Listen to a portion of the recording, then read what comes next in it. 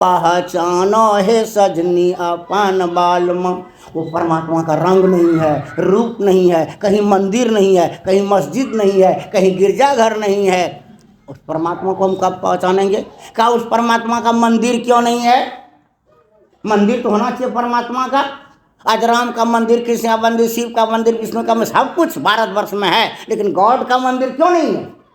इसलिए गॉड का मंदिर नहीं है कि गॉड को हम इंद्रियों के द्वारा जान नहीं सकते हैं, वो इंद्रियातीत हैं। तो जो इंद्रियों के द्वारा नहीं जान सकते हैं उसका मंदिर बन ही नहीं सकता है। तब परमात्मा ने कहा मेरा मंदिर बनाने की कोई आवश्यकता नहीं है, प्रत्येक मनुष्य का शरीर ही मेरा मंदिर है।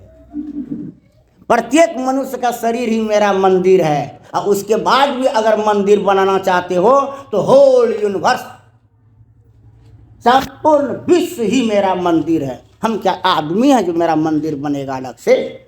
हम मनुष्य रूप में नहीं है, इसलिए मेरा मंदिर नहीं। मेरा मंदिर, मैंने अपना मंदिर अपने से बना लिया है, और वही मंदिर है प्रत्येक मनुष्य का शरीर। अब बताइए, जहां परमात्मा है उसी शरीर में आप मांस दे रहे हैं, मछली दे रहे हैं, अंडा दे रहे हैं, शराब। जहां परमात्मा है वहां आप अभक्त पदार्थ दे रहे हैं। इसलिए कहा कि सरसई ब्रह्म विचार प्रचारा, राम भगति जहाँ सुर सरी धारा, विधि निषेध मई कली मरहरनी, अकरम कथा रविनंदनी वर्णी। कहा एक गंगा एक जमुना एक सरस्वती पानी वाला है, और एक गंगा एक जमुना सरस्वती ये सत्संग है। चलिए भाई, का और भी है कोई गंगा जमुना? का हाँ है। हम लोग व्याकरण पढ़ते थे तो पहले उत्तम पुरुष, सबसे पहले उत्तम पुरुष, मध्यम पुरुष, अन्य पुरुष। उत्तम पुरुष का सब सुपरलेटिव डिग्री है, सबसे ऊपर है, सर्वोच्च है। मध्यम मिडिल क्लास का, आकाश लोअर क्लास का भी है।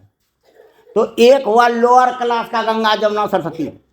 गंगा जमुना सरस्वती जो पानी वाला है वो अन्य है, अन्य पुरुष का। उससे ऊपर है मध्यम पुरुष का। मध्यम पुरुष कौन है? का यही सत्संग। जहाँ जहाँ सत्संग हो वहाँ वहाँ जाकर के आप संतों के ज्ञान में गोता लगाइए, अवगाहन कीजिए। आपके अंदर में भक्ति करने की रीति आएगी, आप भक्ति करने के मर्म को समझिएगा, और तब आपको जरूरत पड़ेगा ना अब हम संतों के पास जाएंगे। और संतों के पास जाकर के जब गुप्त ज्ञान ले लेंगे तब आपका सर्वोत्तम क्लास का गंगा जमुना सरस्वती में स्नान कीजिएगा। कहा वो कहाँ है? कहा वो इसी शरीर के अंदर में। कहाँ लिखा है? आप कैसे जान रहे हैं? देखिए गुरु महाराज का, गुरु महाराज लिखे हैं गंगा जमुना जुगधार मधाई सारा स्वाति बही फूटल मनुष्य बाके भाग गुरु गम नाही लही। का इसी मस्तिष्क में गंगा जमुना सरस्वती की धारा बह रही है। उस मनुष्य का भाग फूटा हुआ है जो अभी तक संतों के शरण में नहीं आया। इसके अंदर में गंगा जमुना सरस्वती, हाँ इसके अंदर में गंगा जमुना सरस्वती है। कहा कैसे जान रहे हैं? का संतों ने तू कहता कागज की लेखी, संत कहते हैं आंखन की देखी। तुम जान रहे हो कि किताब में लिखा हुआ है इसलिए हम पढ़ लिए, संतों ने कहा नहीं। प्राचीन काल के संतों ने इसी प्रेरण से प्रेरित होकर इसकी पूरी खोज की। जानो संतों ने यही खोजा है कि शरीर के अंदर में गंगा जमुना सरस्वती है। कहा चलो उस गंगा जमुना सरस्वती में जब पानी वाला है प्रयागराज में, वहां कौन स्नान करता है? का शरीर। का ये सत्संग के गंगा जमुना सरस्वती में कौन स्नान करता है? का मन। का इसके भीतर में जो गंगा जमुना सरस्वती है उसमें कौन स्नान करता है? का उसमें सूरत, उस अंदर में सूरत स्नान करता है। और उसी गंगा जमुना के संबंध में उपनिषदकार ने लिखा है क्या? बिंदु, देखिए क्या लिखा है, इड़ा भगवती गंगा। देखिए हम लोग संत महात्मा के श्री मुख से सुने उसके बाद अध्ययन किए, सत्संग योग पढ़े। स्पष्ट लिखा ईड़ा भगवती गंगा पिंगला जमुना नदी इंगलार पिंगलोर मध्य सुषमना च सरस्वती। अब इंगला पिंगला क्या है? इंगला पिंगला क्या है सजनों? शरीर के अंदर में नाड़ी है, नाड़ी। उसी नाड़ी में ब्रह्म विद्युत की धारा प्रवाहित होती है, परमात्मा के का करंट प्रवाहित होता है। तो इंगला और पिंगला नाम के नाड़ी को आप एक कीजिए। जिस समय दीक्षा लेते हैं गुरुदेव से, उसी समय यही दीक्षा है। मानस जप, मानस ध्यान बता करके जैसे ही दृष्टि योग की क्रिया बताते हैं, तो यह दृष्टि योग की क्रिया क्या है? शरीर के अंदर में जो गंगा जमुना उसको मिलाना है। इसीलिए कहा कि ईड़ा भगवती गंगा पिंगला जमुना नदी इंगलार पिंगलोर मध्य सुषमना च सरस्वती। अगर आप दाई बाई गंगा जमुना चांद सूरज एक ही बात है, यदि आप केंद्रित करते हैं तो सजनों वहाँ सुषमना में जिस तरह के अभी देखिए बराबर उदाहरण देते हैं आप लोगों को, लेकिन सत्संग समाप्ति के बाद इस बात को भूल जाते हैं। इस बिजली तार के संबंध में तो लगभग सबको बताते थे। बड़ी सटीक उदाहरण है ये, आप ही के पास उदाहरण है कि इस तार को यदि हम ब्लेड से छीलेंगे तो इसके अंदर में 2 ठो तार मिलेगी, और दोनों तार का कनेक्शन माइक्रोफोन में आ गया है। और जैसे माइक्रोफोन में आया है तो इधर से ठंडी, इधर से गर्मी, इधर से इंगला, इधर से पिंगला, और दोनों आकर के माइक्रोफोन के सुषमना में जैसे सट गया ना, तैसे देखिए मेरी आवाज़ पूरे बाराहाट जा रही है, बाराहाट जा रही है। एकदम प्रायोगिक ज्ञान है ये। उसी तरह में मनुष्य बनाए अग्नि प्रवाहित हो रही है, लेकिन शरीर के अंदर में जो तार है वह ईश्वरी तार है। उसमें जो करंट प्रवाहित हो रही है वह भी ईश्वरी है। सजनों जैसे ही हम दृष्टि के धार को जोड़ते हैं, हमारे अंदर में विवेक का सृजन शुरू हो जाता है।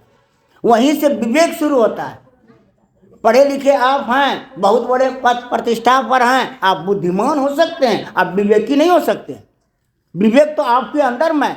क्या लिखा है मानस में? बिनु सत्संग विवेक न होई, राम कृपा बिनु सुलभ न सोई। राम कृपा में, राम कृपा मतलब जब वही दीन दयाल राघव साधु संगति पाइए, यही दरस पर समागमा देख पाप राशि न साइए। जब संतों की कृपा होती है, जब परमात्मा की कृपा होती है, तब लोगों को संतों का दर्शन होता है, सत्संग का सौभाग्य मिलता है। और जैसे सत्संग का सौभाग्य मिलता है तो आपके अंदर में संतों ने जो ज्ञान दिया है उससे अंतरी भक्ति शुरू होती है। अभी तक हम लोग बाह्य भक्ति कर, दिया जलाना, कपूर जलाना, अगरबत्ती जलाना, मंदिर जाना, मस्जिद जाना, गिरजाघर जाना, ये बाह्य भक्ति है, बाह्य भक्ति है। लेकिन करना है अंतरी भक्ति, क्योंकि आप कहाँ हैं? आप हैं भीतर में। समझिए बात को, आप आत्मा कहाँ है? भीतर। तो आपका मन वो आत्मा, आत्मा है भीतर में, भक्ति हो रही है बाहर में। तो वस्तु कहीं खोजे कहीं, कैसे पावे कोई, और रोके पेड़ बबूल का तो आम कहाँ ते होए। आप बैठे हैं भीतर, भक्ति कर रहे हैं बाहर। आपको भीतर ही भक्ति करनी है। जब हम लोग ध्यान भजन करने लगते हैं तो क्या करते हैं? दरवाज़ा बंद कर देते हैं, रूम तक बंद कर देते हैं।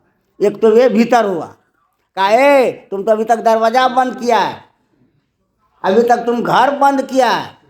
तुम अपने को बंद करो, तब हम अपने को क्या बंद करते हैं? तो आँख का पल। देखिए तो ये हुआ, मेरा घर खुला है, काहे? आँख से जो देख रहे हैं आपको। अरे इसको भी बंद कीजिए। जिस तरह वो दरवाजा बंद कीजिए, इसको बंद।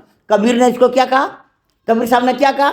नैनों की करी कोठरी। देखिए हम कह रहे हैं, सदग्रंथ नहीं कह रहा, ऐसा हो ही नहीं सकता। सदग्रंथ जो कह रहे हैं सो मैं कह रहा।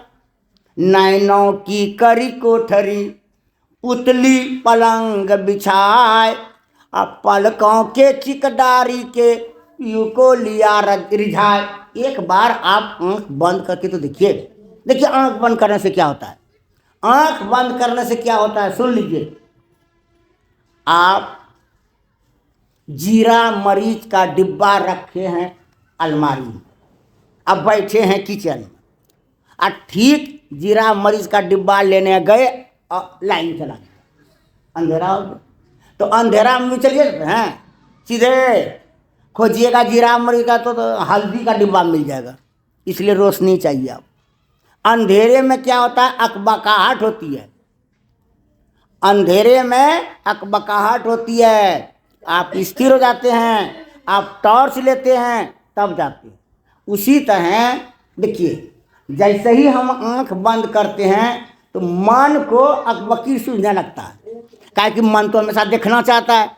जो कुछ भी देखे, मार्बल का घरे काहे न देखे, खेत खलिहान ही काहे न देखे, बेटा बेटी नाती पता ही क्यों नहीं देखे। आँख का काम देखना है, देख रही है, लेकिन उस आँख से हम देखने का काम बंद कर दिए। जैसे ही आँख बंद कर लिए, देखने का काम खत्म। तब देखने का काम खत्म हो गया तो विचारने लगते हैं, विचारने लगते हैं कहाँ बैठे हैं। और तब मनोमय दृष्टि से हम देखने लगते हैं कि अलमारी वहाँ पर है, प्रथम रैक पर ये सामान रखे हैं, द्वितीय रैक पर ये सामान रखे हैं सजनों, लेकिन आपका पैर आगे नहीं बढ़ता है। ठीक उसी तरह आंख बंद करने के बाद हमारा और आपका मन पहले जितना चंचल था उतनी चंचलता नहीं रहती है और आंख अकबकाने लगते हैं। उसी समय गुरु महाराज कहते हैं यहीं पर तुम मन के साथ खेलो। क्या खेलेंगे गुरु महाराज?